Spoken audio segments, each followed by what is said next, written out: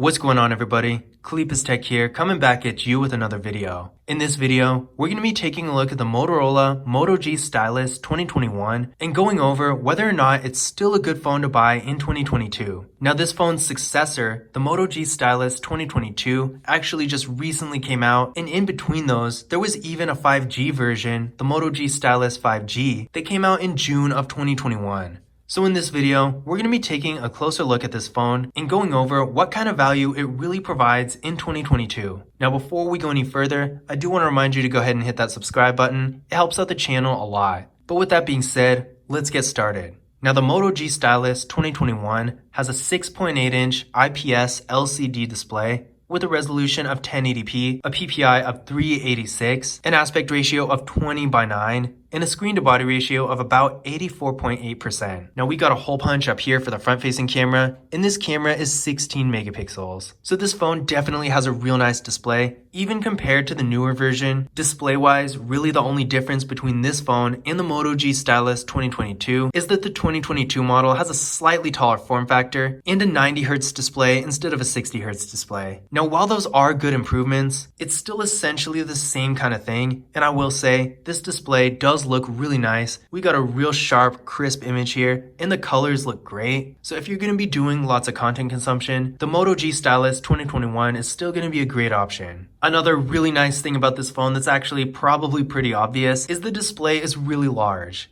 This, of course, is going to make everything show up better and be easier to see. So if you're doing something like reading or viewing photos, even just watching videos, this phone with such a large display is going to be a great option for that. Now, the Moto G Stylus 2021 has 128 gigabytes of internal storage with microSD card expansion, and this is definitely a great amount of storage. Even if you're not a power user, if you're just an average user, you're still going to at least get peace of mind knowing you'll probably not run out of space. And even if you do, you can always use the microSD card to offload photos and videos and stuff like that. Because nowadays, with apps, the system, and just data in general getting larger and larger as time goes on, you really just can't get too much storage. So with this phone, whether you're a power user or even just an average user who doesn't really have a ton of apps, this storage is a great thing about this phone no matter what. Now, there's no wireless charging with this phone, but we do have a fingerprint scanner right here on the power key and face unlock as well, so we're getting two options to unlock it. But let's give this fingerprint scanner a try and see how well it works.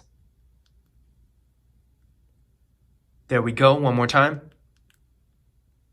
And there we go. So as you can see, it's real fast and responsive, no issues here. And I really like the location of it, it's super convenient. You're probably going to be touching this button to wake up the display anyway, so it's nice to be able to unlock the phone and wake up the display at the same time. Now, taking a look at the rear camera setup, we got a quad camera here with a 48 megapixel main camera, an 8 megapixel ultra wide camera, a 2 megapixel macro camera, and a 2 megapixel depth sensing camera. So this is a great camera setup. You're getting pretty much every feature you could ask for in a mid-range smartphone. Sure, there's no telephoto lens, but that's really just a flagship phone kind of thing. So if you like to take a lot of photos and you want all the camera features available, then the Moto G Stylus 2021 is going to be a great option. In addition to this, the actual photo quality itself is really good too, so it's not just like it has a bunch of features and takes low quality photos. You can actually get some real good ones with this phone. So whether you're taking photos for social media, a website, or just to send to friends and family, no matter what you're doing, this phone will definitely get the job done. Now for video, this phone has a max quality of 4K in the rear camera and 1080p in the front. And this is definitely a really nice feature this phone has that the 2022 model actually doesn't have. They took that feature away, unfortunately, but with this phone, you can shoot 4K in the rear camera. So if you want to take some high quality videos, then again, this phone will definitely get the job done. Now internally, the Moto G Stylus 2021 is getting 4 gigabytes of RAM with the Qualcomm Snapdragon 678 processor. I ran a Geekbench 5 benchmark test on the phone,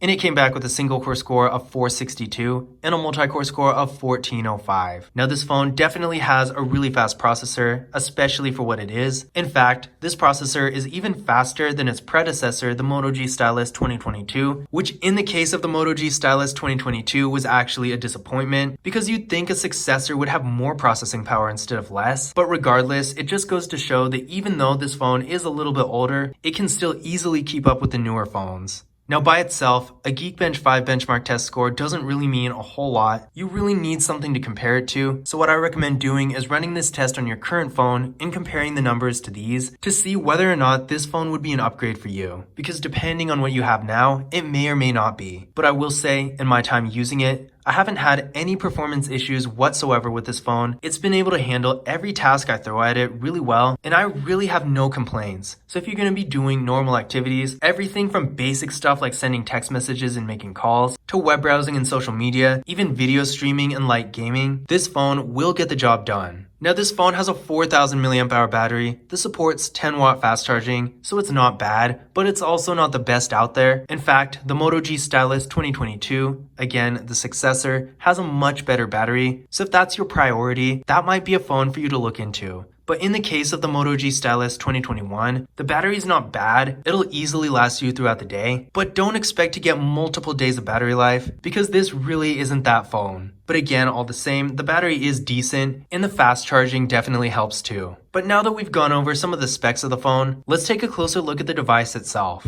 So on the left side here, we got the slot for the SIM card and the micro SD card. On the bottom here, we got the 3.5mm headphone jack, the USB-C port, the microphone, the speaker, and of course the stylus. It has this nice pop-out design here, really easy to take out. Basically the same kind of thing as every other stylus phone in this price range, not super sensitive. In fact, the Moto G Stylus 2022 is much more sensitive, but if you just want to take some handheld notes or doodle or something like that, it will get the job done. Now I don't know if it makes navigating through the phone easier per se, but it is kind of fun, so if you like doing that, then this is definitely another viable use for the stylus. On the right here, we got the power key, which once again doubles as the fingerprint scanner. Volume down, volume up. On the top of the phone, we got the noise canceling microphone. And on the back, we got the camera setup, the flash, and a Motorola logo right here.